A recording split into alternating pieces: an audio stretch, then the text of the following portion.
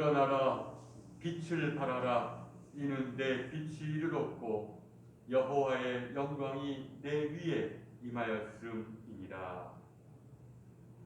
주님, 주일을 기억하여 예배 자리에 저희들이 모였습니다. 주님, 이 시간이 어렴풋이나마 주님의 빛을 느끼고 바라볼 수 있는 시간 되게 하여 주옵소서.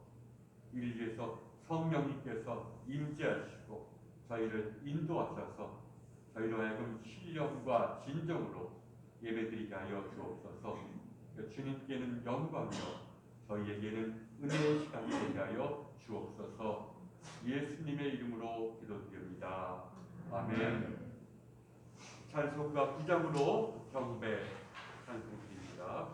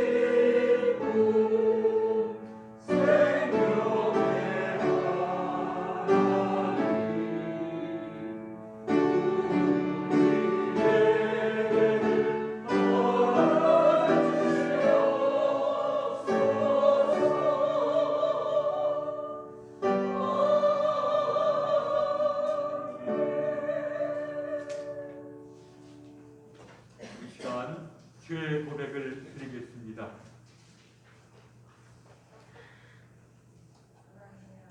사랑의 하나님, 저희는 때때로 주님의 곁을 떠나 길 잃은 양처럼 방황하며 육신의 욕망에 집착하며 살아왔습니다.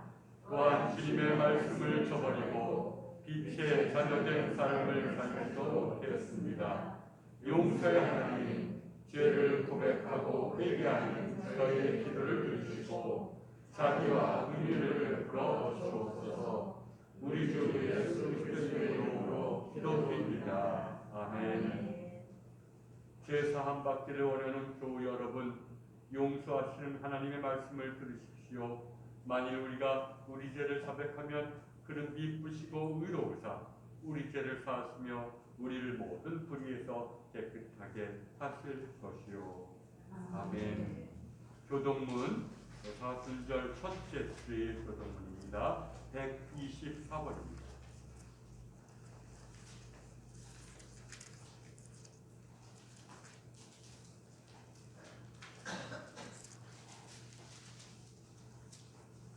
내 하나님이여, 내 하나님이여, 어찌 나를 버리셨나이까? 어찌 나를 버리하여 보지 아니하시며 내 심소를 듣지 아니하시나이까? 내 하나님이여, 내가 낮에도 부르짖고 밤에도 잠잠하지 아니하오나 응답하지 아니하시나이다. 이스라엘의 창조 중에 주는 주여, 주는 거룩하시느니라. 우리 조상들이 주께 의뢰하고 의뢰하였으므로 그들을 건지셨나이다. 우리 주께 부르짖어 구원을 얻고 주께 의뢰하여 수치를 당하지 아니하였나이다. 나를 멀리하지 마옵소서. 환난이 가까우나 도울 자 없나이다. 악한 우리가 나를 등하고 내 스스로를 찔렀나이다. 내가 내 모든 뼈를 셀 수 있나이다. 그들이 나를 주목하여 보고 내 겉옷을 나누며 속옷을 제비 뽑나이다. 여호와여 멀리하지 마옵소서. 나의 힘이시여 속히 나를 도우소서. 나를 사자의 입에서 구하소서. 주께서 내게 응답하시고 들쇠의 뿔에서 구원하셨나이다. 내가 주의 이름을 거듭해 삼고 그 가운데서 주를 찬송하나이다. 여호와를 두려워하는 너희여 그를 찬송할지어다. 야곱의 모든 가슴이여 그에게 영광을 돌릴지어다. 너희 이스라엘 모든 가슴이여 그를 경외할지어다. 아멘. 찬송가 5장으로 성령하겠습니다.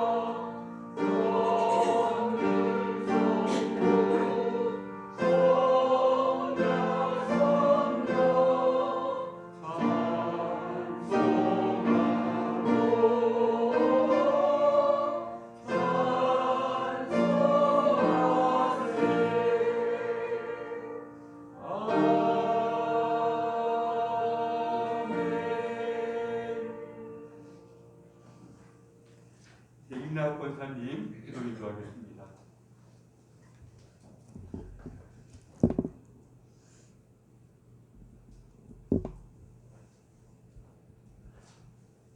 추운 겨울이 물러가며 새봄이 다가오는 3월의 첫 주일 아침, 사랑하는 교우 형제들과 함께 주님께 예배드릴 수 있도록 인도하여 주심에 감사드립니다. 코로나 오미크론 전염병의 위험과 또 세상살이의 어려움 속에서도 지금까지 잘 견디며 살아올 수 있도록 함께 해주신 주님의 사랑과 은혜에 감사드립니다.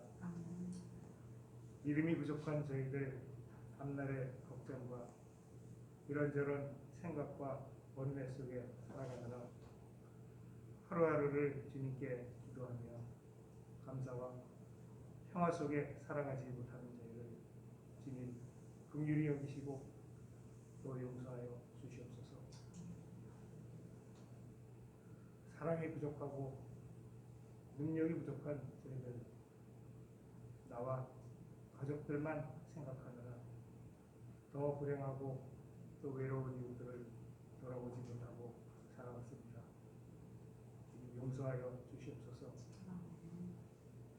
참으로 어려웠던 지난 날들을 돌아보면 당시에는 누구라도 피하고 싶은 고통과 고난이었으나 낙심하고 절망한 내게 다가와 위로하시고 보듬어 안아주신 주님의 사랑을 체험하고 그때 나의 무력함을 깨달아 겸손하게 하나님을 섬기며 살아올 수 있는 귀중한 계기로 만들어주신 주님의 섭리와 사랑에 감사드립니다. 주님의 사랑과 주님의 함께하심으로 우리가 지금까지 살아올 수 있었고 지금 누리는 모든 행복과 평안이 하나님의 은혜임을 고백하고 감사드립니다.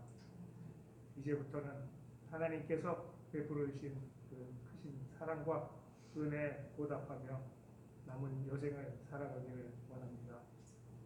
매일 아침 기도와 묵상으로 경건하게 하루를 시작하고 또 우리 인생에 만나는 모든 이웃들에게 친절하고 따뜻한 마음으로 또 특별히 도움이 필요한 외롭고 가난한 이웃들을 전심을 다하여 도우며 살아가도록 주님 인도하여 주시옵소서. 참혹한 전쟁으로 가족들이 죽고 다치는 끔찍한 고통 속에 있는 우크라이나의 국민들을 위해 기도합니다. 주님, 너무나 불행하고 슬픈 저들을 불쌍히 여기셔서 가엾은 우크라이나 국민들을 보호하시고 속히 전쟁이 끝나도록, 또 전쟁 가운데서도 더욱 하나님을 의지하는 저들이 되도록 주님 인도하여 주시옵소서. 이제 새로운 대통령을 선출하는 우리나라를 위하여 기도합니다. 오직 국민과 국가를 위하여 봉사하고 일하는 깨끗하고 능력 있는 일꾼이 선출되도록 3, 40여 년 전에 부패하고 어두운 권위주의 시절로 역사와 민주주의가 후퇴하고 되돌아가지 않도록 하나님의 공의와 정의가 구현되는 이 나라가 되도록 주님께서 함께하시고 인도하여 주시옵소서. 경쟁에 있는 모든 교우들, 삶의 어려움 속에 살아가는 교우들 모두 평강 속에 살아갈 수 있도록 주님 돌봐주시고 함께하여 주시옵소서.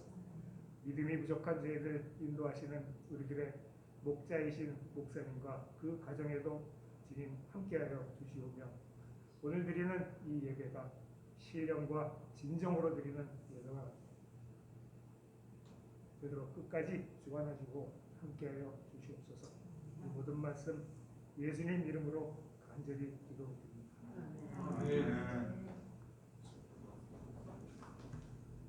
찬송가 89장입니다.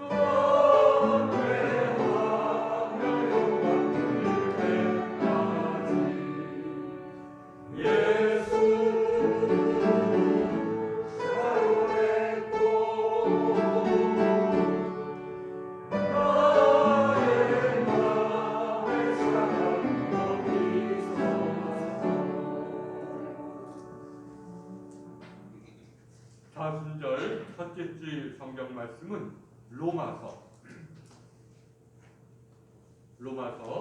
8장 12절부터 17절까지의 말씀입니다.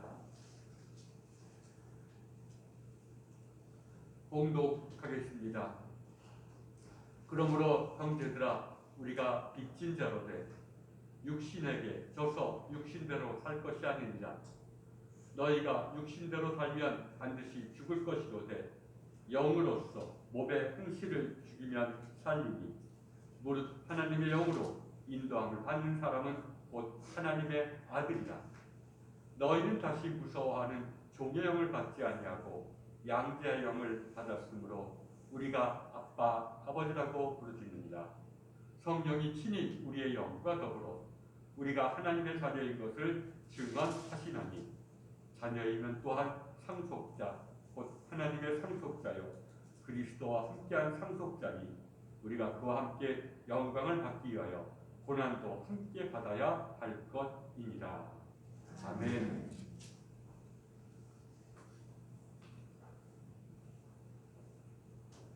이 바울의 말씀은 우리가 굉장히 그 영적이라고 말합니다.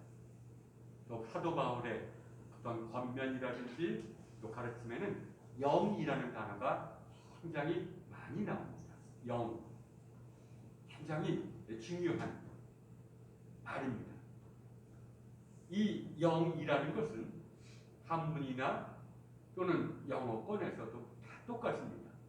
문자적으로는 물질이라고 전혀 없는, 물질과 전혀 섞이지 않는 어떤 비물질적인 존재를 뜻합니다. 그러니까 영은 보이지도 않고 만질 수도 없습니다. 문자적으로 그렇지만 내용적으로는 물질에 의존되어 있지는 않지만 물질의 근원이며 물질의 생명력을 불어넣어주는 존재, 곧 우리와는 전적으로 다르지만 우리의 근원이며 우리에게 생명을 불어넣어주는 존재, 곧 하나님 창조주 하나님을 가리킵니다.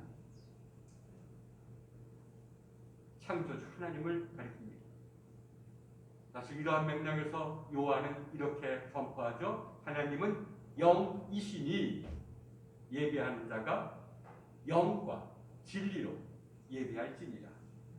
하나님은 우리와 전적으로 우리의 근원이지만 우리의 생명이지만 우리와는 전적으로 다르신 분이기 때문에 영과 그 하나님의 영의 인도하심 속에서 하나님의 영이 우리를 인도할 때만 우리가 그분을 온전히 경배할 수가 있다는 겁니다. 항상 예배의 전제는 성령님의 오심을 간구하는 것이죠. 또 성령님의 임재 속에서 자신의 실상을 바라보는 것, 이걸 우리가 참회라고 말하기도 하고, 또 성령님의 임재 속에서 제가 죄인입니다. 제가 정말 이렇습니다. 이것을 진리라고 얘기합니다. 그래서 영과 진리라고 말하는 것은 이런 하나님의 인도하심 속에서 자신의 실상을 바라보고 하나님의 이름을 부르는 것, 이것이 바로 예배드리는 자의 온전한 자세라는 것입니다. 그래서 고대교회 때는 예배드리기 전에 항상 고해, 자신의 죄를 고해하거나 또 우리나라에서도 깊이 참여한 후에 예배를 드렸습니다. 그러나 우리가 간혹 보면 영이라는 말 외에 영성이라는 말을 씁니다. 영성이라는 것은 영의 성품, 곧 하나님의 성품을 가리킵니다. 그러나 이럴 때는 우리가 하나님의 성품이라는 것은 결국 우리가 느낀 하나님의 성품을 뜻하기 때문에 우리 안에 계신 하나님, 우리 안에 계신 하나님을 발견했을 때, 우리 안에 계신 하나님의 품성을 발견했을 때 이것을 가리켜서 영성이라고 말합니다. 우리가 발견한 하나님의 성품을 영성이라고 얘기합니다. 또 오늘날 영성이라는 말은 너무 이렇게 좀 때로는 오용되기도 하죠. 영성, 영의 성품, 곧 하나님의 성품, 우리가 우리 안에서 발견한 하나님의 성품, 이게 곧 영성입니다. 그래서 이것의 대표적인 예가 요한이 하나님은 사랑이시다. 내가 내 안에서 발견한 하나님의 성품은 사랑이셨다라고 말합니다. 그래서 사랑을 영성, 하나님의 성품이라고 말합니다. 그래서 여러분, 이 고대 교회의 교부들은 사랑이라는 말을 잘 쉽게 쓰지 않습니다. 왜?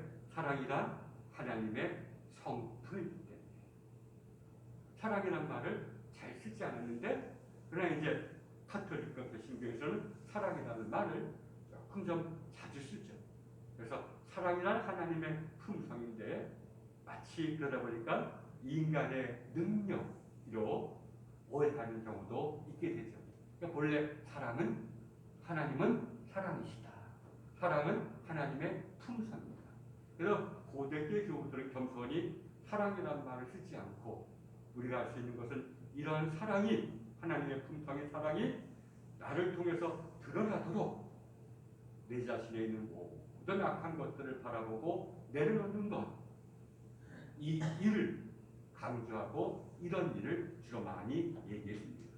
그래, 내 안에 하나님이 계신데 내가 하나님을 드러내려면 내 안에 하나님의 빛을 가리우는 것들, 하나님의 영광을 가리우는 것들, 사랑을 가리우는 모든 것들을 발견하고 내려놓자. 이것을 가리켜서 수행이라고 얘기했던 했습니다.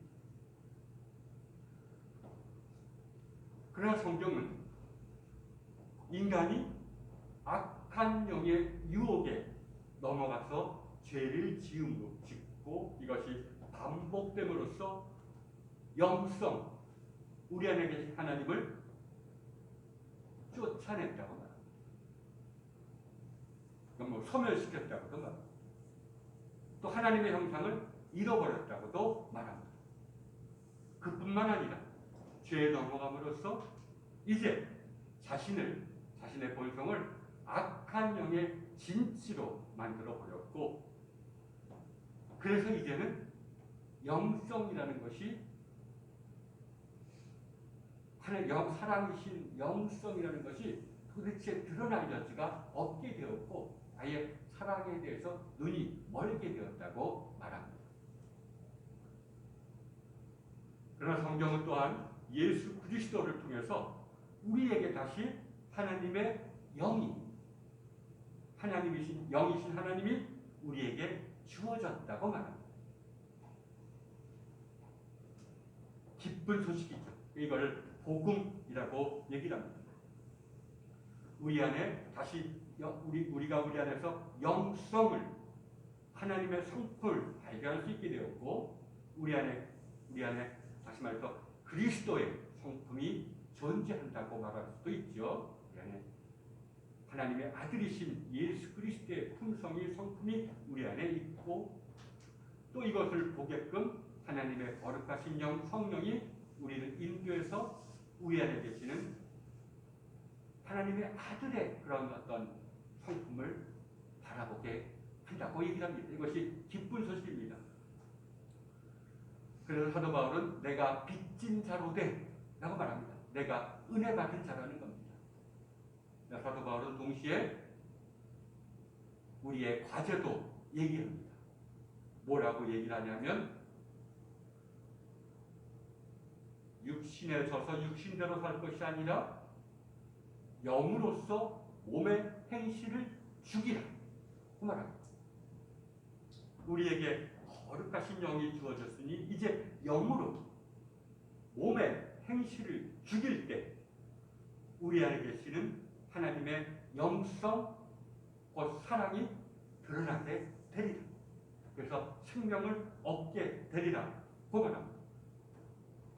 좀 어려운 얘기 같죠? 그러나 우리 안에 우리의 깊은 곳에 주님이 계십니다. 이것이 복음에 말하는 기쁜 소식입니다. 그리고 이것을 보도록 성령님께서 우리를 인도하십니다. 이것이 기쁜 소식입니다. 그러나 아직 우리의 본성 안에는 악이 있고 우리의 본성은 아직 죄의 권세에 매여 있기 때문에 이 거룩하신 영의 인도하심 속에서 우리가 이 하나님의 빛을 바라보지 못하게 하는 것들을 발견하고 내려놓는 것. 그래서 몸의 행실을 죽일 때 하나님 우리에게 베풀어 주신 구원이 너희들의 것이 되리라고 선포하는 겁니다. 그래서 고대교회 교부들은 인간이 성령님의 지배를 받을 때 비로소 하나님의 자녀가 되고 잃어버렸던 하나님의 형상을 되찾게 된다고 말합니다. 그러나 그 반대로 이런 영의 인도함을 받지 않고 몸의 행실대로 사면 어떤 아직 이기적인 본성의 욕구를 받아들이며 그 욕구에 따라 살면 죽을 것이라고 얘기를 합니다. 그래서 고대교회에서는 그래서 본성의 지배를 받고 사는 삶과 성령의 지배를 받고 사는 삶을 대조시켜서 이 후자를 영성적 삶이라고 얘기를 했습니다. 영성적 삶, 성령님의 인도함을 받는 삶. 우리에게 예수 그리스도가 우리에게 주어졌고 그분의 신비에 눈을 뜨게끔 성령님이 우리에게 주어졌는데 성령님의 인도함을 받지 않고 아직 우리 안에 남아있는 이런 본성의 욕구와 이런 욕구를 통해서 우리에게 다가오는 악한 영의 유혹에 우리가 계속 휘둘린다면 주님의 마음을 안타깝게 만드는 일이라는 것입니다. 그래서 성령님을 느끼고 성령님을 따르는 것이 참 신자들에게 주어지는 과제입니다. 그러나 성경은 이렇게 성령님을 느끼고 성령님을 따르는 삶을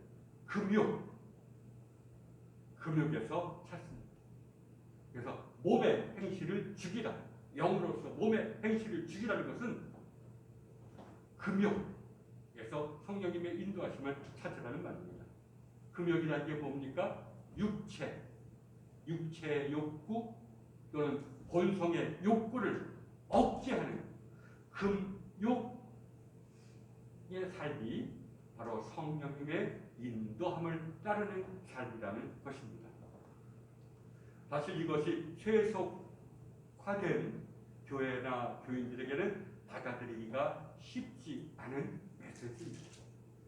내 욕망을 성취시키고 내 욕구대로 살고 하나님도 믿고 하고 싶은 것이 솔직한 현대 기독교인들의 심정입니다. 그래서 성경은 단호하게 말합니다.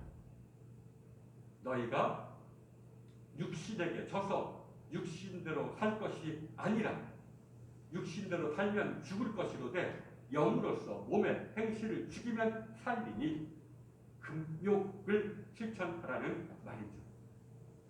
사실 구약도 금식과 구제 등의 금욕을 강조하죠.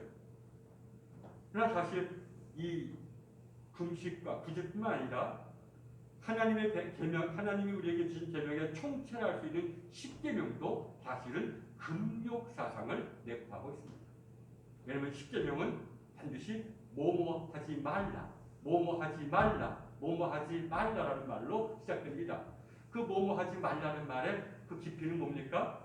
바로 그것은 타락한 어떤 본성의 욕구를 억제하는 것이 하나님의 뜻이라고 얘기합니다. 본성이 하라는 대로 하는 것을 하지 말고 그 본성의 욕구를 억제하라. 여기에 십자명의 뜻이 있지 않습니까? 여러분, 예수님도 물론 율법주의적인 금욕, 내가 한 금욕을 내 하나님 앞에 내세울 공적으로 내세우는 어떤 율법주의적인 금욕 사상은 거부했지만 진정한 금욕은 실천하시고 또한 제자들에게도 이러한 제자들 금욕적인 삶으로 부르셨습니다. 예수님이 이렇게 말합니다. 누구든지 나를 따라오려거든 자기를 부인하고 자기 십자가를 지고 나를 따를 것이니라. 금욕 없이 나를 따를 수 있다고 생각하지 말라는 겁니다. 사도 바울도 이렇게 얘기하죠. 너희는 죄가 너희 죽을 몸을 지배하지 못하게 하여 몸의 사욕에 순종하지 말고 몸의 욕구에 순종하지 말고 또한 너희 지체를 불의의 무기로 죄에게 내주지 말고 너희 자신을 죽은 자 가운데서 다시 살아난 자 같이 하나님께 드리며 너희 지체를 의의 무기로 하나님께 드리라고 말합니다. 여러분, 2세기부터 5세기까지의 교부들을 우리가 초기 교부들이라고 하고 이분들이 기독교의 영성과 교리의 초석을 놓으신 분들입니다. 그런 교부들도 성경의 금욕 사상을 이어받았죠. 그러나 여러분, 금욕이라는 것은 성경만 강조하는 게 아닙니다. 우리가 당시의 그리스 철학, 플라톤, 소크라테스, 아리스토텔레스 이러한 그리스 철학뿐만 아니라 그리스 종교, 또 심지어는 당시 기독교에서 갈라져 나온 이단들도 모두 다 금욕을 강조했습니다.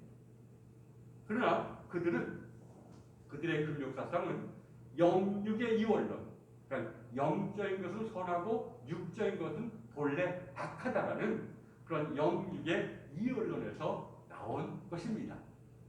그러나 성경은 우리의 몸, 우리의 본성, 이것을 원래 하나님이 창조하신 것으로서 원래는 선했다고 말합니다. 그래서 똑같이 금욕을 하더라도 내용은 다릅니다. 그들은 육을 죽이기 위해서, 육에서 벗어나기 위해서 금욕을 하지만 기독교는 육을, 그 본성을 정화시키기 위해서 금욕을 하는 것입니다. 그래서 기독교 금욕의 목적은 몸을 죽이는 것이 아니라, 몸을 소멸시키는 것이 아니라 몸을, 그리고 몸에 있는 깃들여 있는 본성을 정화시키는, 깨끗이 하는데 그 목적이 있습니다. 예수님도 이러한 맥락에서 말하죠. 마음이 청결한 자는 복이 있나니.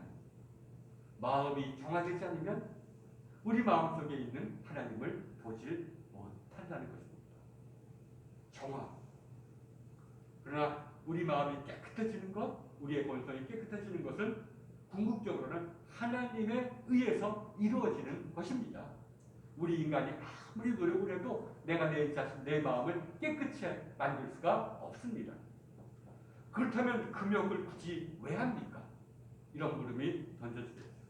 그래서 성경에 의하면 금욕의 이유는 오직 한 가지입니다. 자신을 괴롭히는 겁니다. 내 욕구를 억제하면 일단 이것은 곧 내 자신을 괴롭히는 것이라고 레이기는 말합니다. 그러나 자신을 괴롭힌다는 것은 나를, 그리고 내 몸을 학대한다는 것을 뜻하는 것이 아닙니다.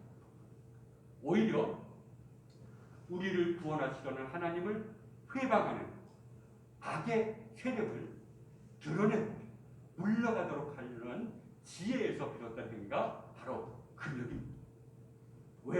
왜냐하면 죄로 인해서 이미 타락함으로써 악한 영의 진지가 되어버린 우리의 이기적 본성의 욕구를 우리가 억제하면 이러한 본성 뒤에 숨어 있었던 악한 영 혹은 악한 생각이 자신의 진지가 파괴되는 것을 참지 못하고 자신의 실체를 드러내기 때문입니다. 여러분, 우리가 내 욕구가 좌절되거나 내 욕구를 내가 자의적으로 억제하면 그 속에서 내 속에 있었던 여러 가지 악한 생각들이 드러납니다. 바로 여기에 금욕의 목적이 있는 겁니다. 왜냐하면 우리들의 싸울 적이 누구인지를 분명히 알자는 것이죠. 무엇이 우리를 이렇게 망쳐놨고 또다시 우리를 파멸시키려고 하는지를 분명히 바라보자는 겁니다. 자신을 괴롭게 함으로써 내 안에 깊이 숨어 있었던 악한 영의 유혹들, 악한 생각들을 수면 위로 떠올리자는 겁니다. 바라보자는 겁니다. 적을 바라보지 않고 어떻게 이기겠습니까? 예수님도 광야에서 수행하실 때 금식을 40일 하셨죠. 그리고서 하신 일이 뭡니까? 마귀를 바라보신 겁니다. 마귀의 유혹을 온전히 바라보신 겁니다. 우리가 금욕을 왜 합니까? 당장 마음을 깨끗이 하기 위해서인데 그건 다 쉬운 일이고, 바로는 유혹으로 바라보기 위해서. 보통 때는 이런 유혹이나 악한 생각이 숨겨져 있고 숨겨져 있는 상태에서 우리를 지배하지만 이제는 드러내려고 하는 겁니다. 도대체 어떤 생각들이 결국 하나님과 나를 회방하는지를 보자는 겁니다. 여기에 바로 금욕의 목적이 있습니다. 사실 우리가 악한 생각에 휘둘려서 죄를 짓게 되는 것은 악한 생각을 온전히 바라보지 못하기 때문입니다. 바라보지 못하기 때문에 휘둘리는 것입니다. 그래서 여러분, 기독교 전통이 말하는 수행이라는 것은 이런 금욕을 통해서 악한 생각을 이걸 유혹으로 바라보는데 아주 초점을 맞췄습니다. 그렇구나. 선을 행하기 원하는 나에게 악이 함께 있구나. 아, 내 안에 이런 생각이 있구나. 내 안에 세상죄가 있구나. 이것이 바로 나를 괴롭힐 때, 내가 내 욕구를 억제할 때 이런 생각이 드러난다는 것입니다. 바로 그럴 때 참회의 눈물을 흘리고, 그래, 이런 생각을 불러들인 것은 결국 내 자신이다. 내가 그런 생각에 넘어가서 내 마음을, 내 내 본성을 이런 악한 영의 진주로 만들어버린 내게 책임이 있다 라고 애통해 하면서 눈물을 흘리고 겸손히 주님 이름을 불렀습니다. 굉장히 왼쪽으로 보면 간단해. 눈물 흘리면서 주님, 뭐 달리 무슨 말을 할 수가 있겠습니까? 이렇게 주님의 이름을 부를 때 그들의 마음속에는 선한 생각, 곧 성령님이 주시는 생각이 떠오르는 것을 고백합니다. 요한도 이것을 고백하죠. 보혜사 성령, 주님께서 너희에게 가르치신 것을 성령님께서 생각나게 하시리라. 그리고 이런 생각이 떠올리면 지체하지 말고 즉시 순종하라고 가르칩니다. 이러한 순종이 거듭되고 깊어질 때 비로소 우리 안에 악한 생각들을 차단하는 선한 방어벽이 생기기 때문입니다. 그래서 이런 과정을 통해서 내가 순종을 하면 내 마음에 방어벽, 악한 생각이 쉽게 들어오지 못하도록 방어벽이 생긴다는 것입니다. 그리고 이러한 방어벽에 의해서 악한 생각이 사라집니다. 예수님의 말씀대로면 마귀가 물러가면 하나님의 창조적인 영성, 하나님의 성품, 곧 사랑이 시야에 들어온다는 겁니다.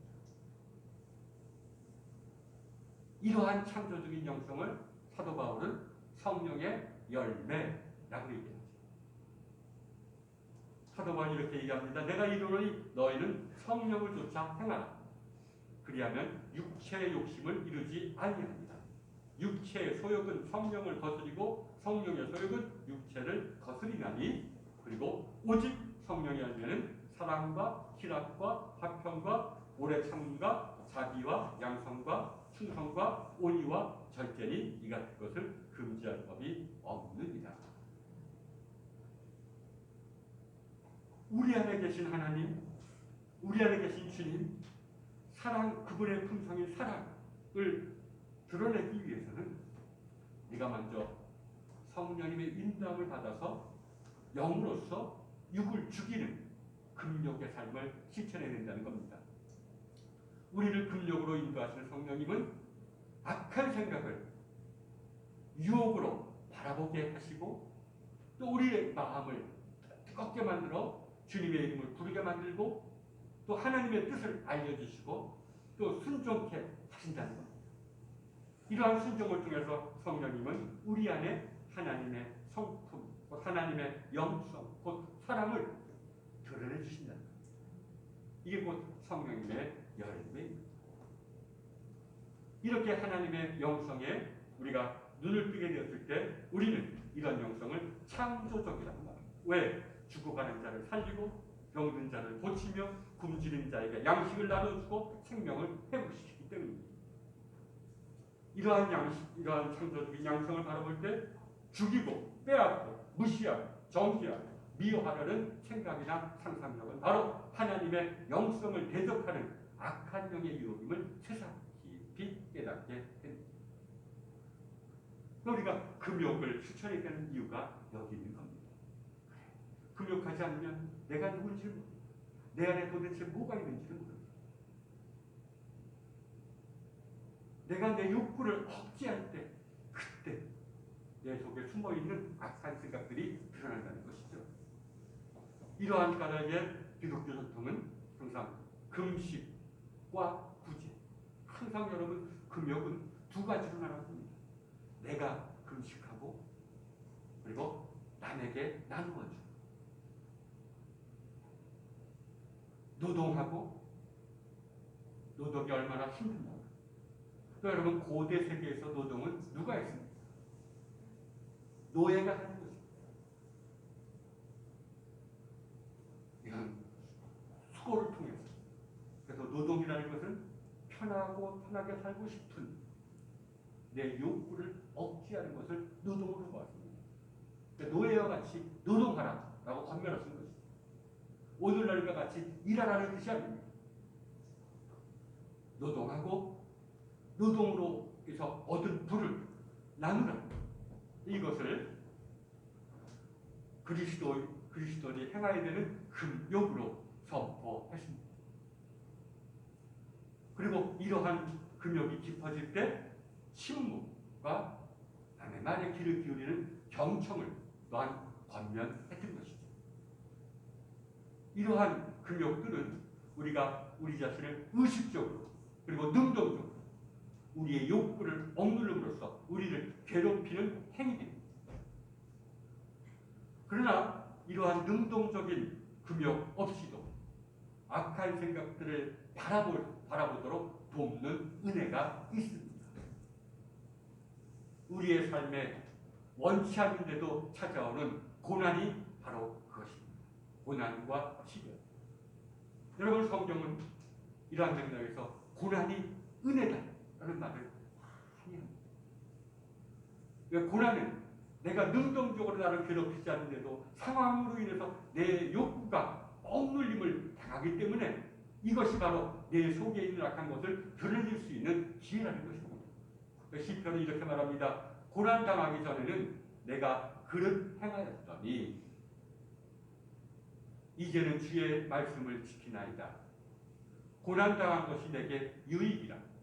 이로 말미암아 내가 주의 율례를 배우게 되었나이다. 주께서 우리를 어떻게 사랑하시고 어떻게 인도하시는지를 내가 고난을 통해서 배웠나이다 라고 말합니다. 여러분, 고난이 우리에게 유익인 것은, 고난이 은혜라는 것은 사실은 고난이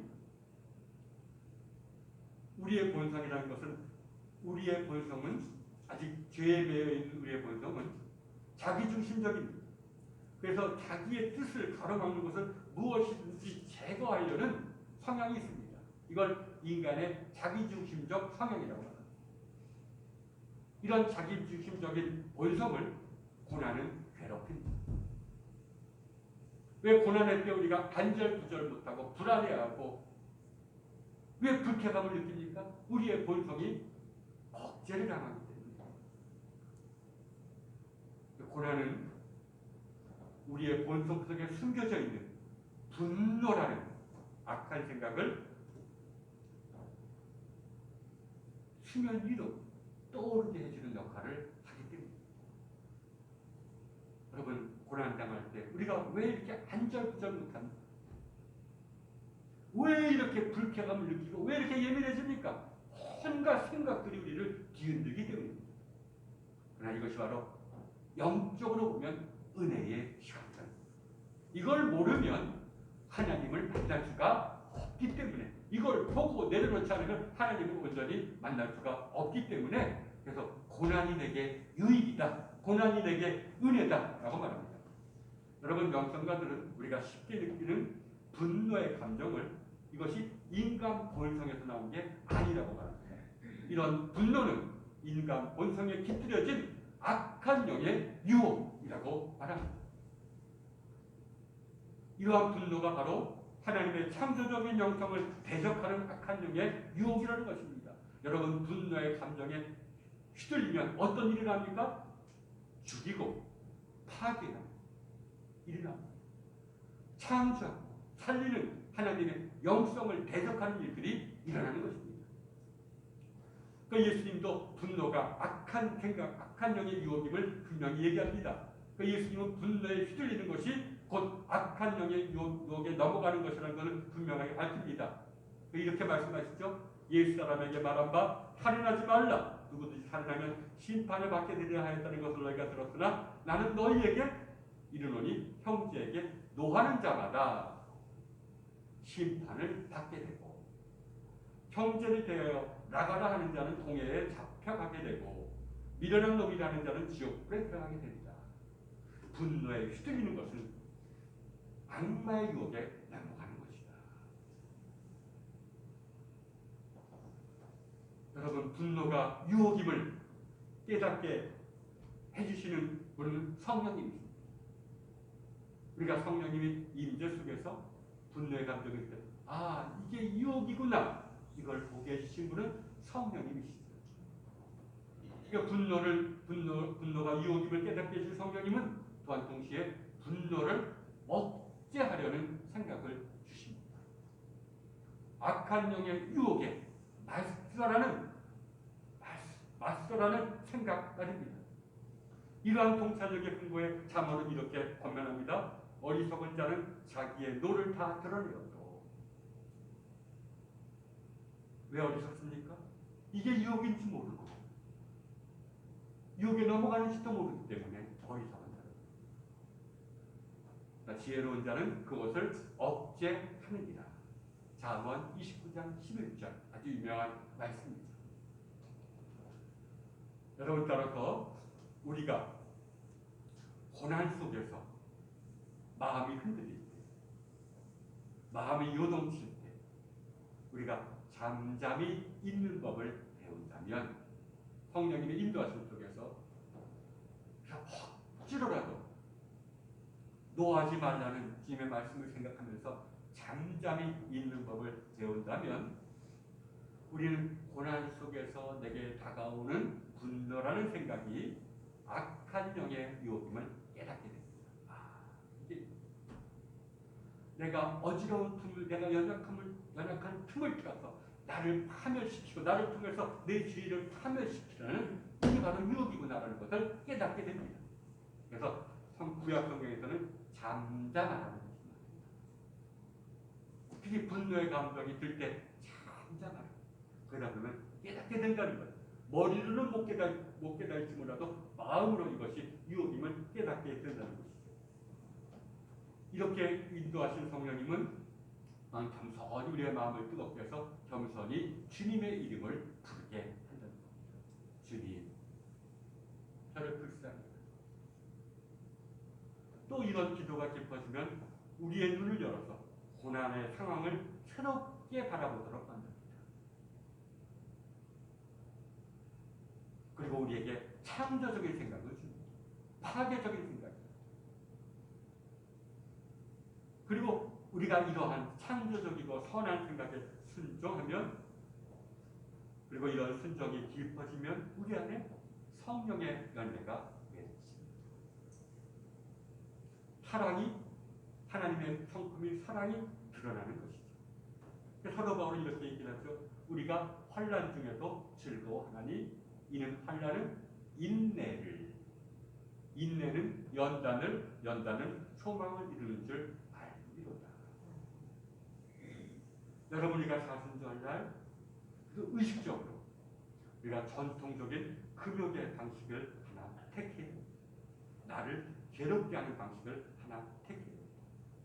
그러나 하나님께서 허락하신 고난이 우리에게 다가올 때 너무 흔들리지 말고 고요히 앉아 있는 법을 배워야 됩니다. 그래 보면 하나님께서 깨닫게 해주시고 또 새로운 생각을 주십니다. 하나님께서 새로운 생각을 주실 때까지 가만히 잠잠히, 물론 쉬운 게 아니에요. 한번 고난 속에서 분노에 휘둘렸어도 다시 정신 차리고 또 고요히 앉아있는 법을 우리가 한다면 성령님께서 우리를 도와주실 것입니다. 저희 어머니가 저에게 이렇게 얘기해 준 얘기가 굉장히 지금 많이 느낍니다.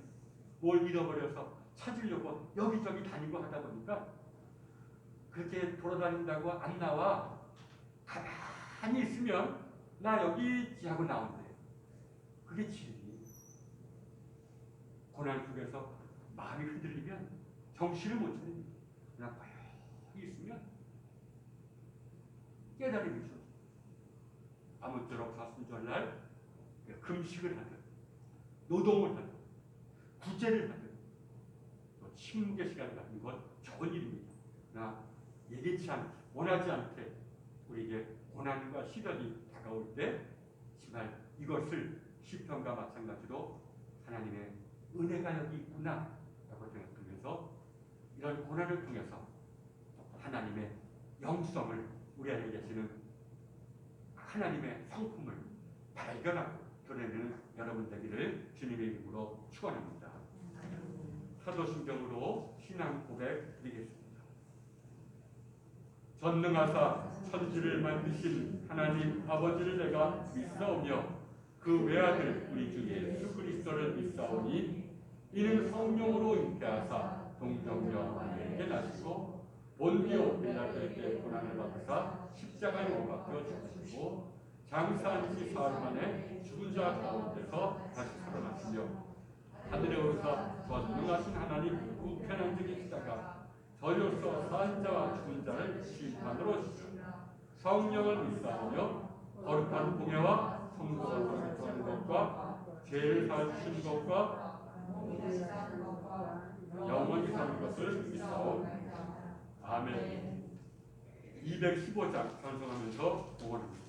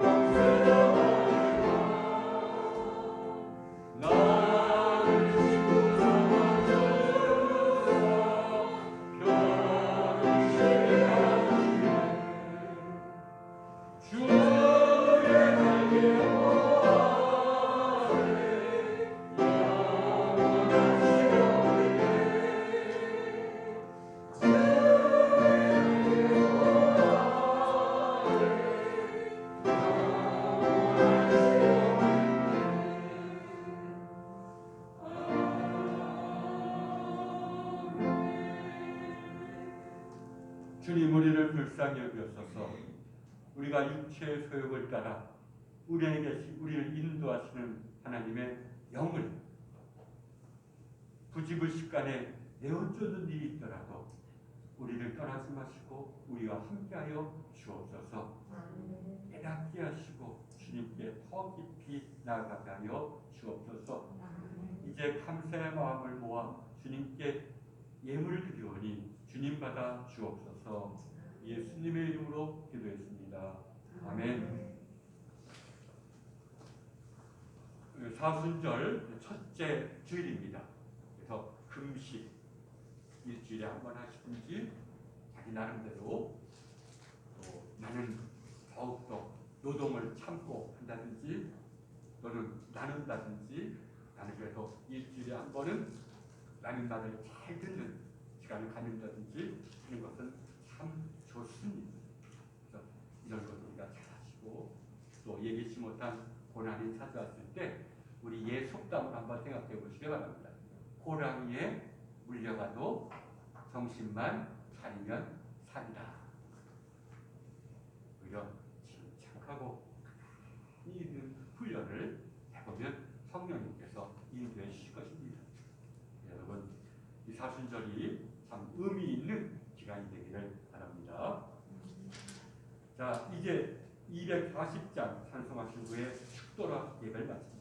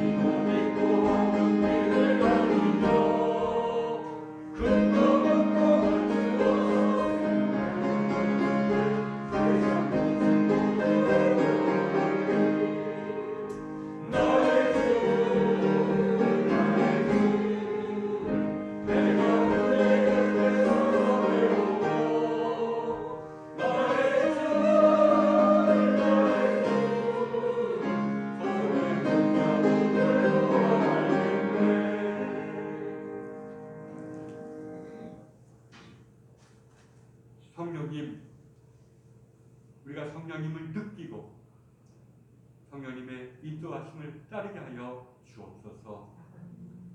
하나님, 거듭거듭 우리는 주께 대적하지만 오래 참으시는 주님, 내 은혜에 감사를 드립니다.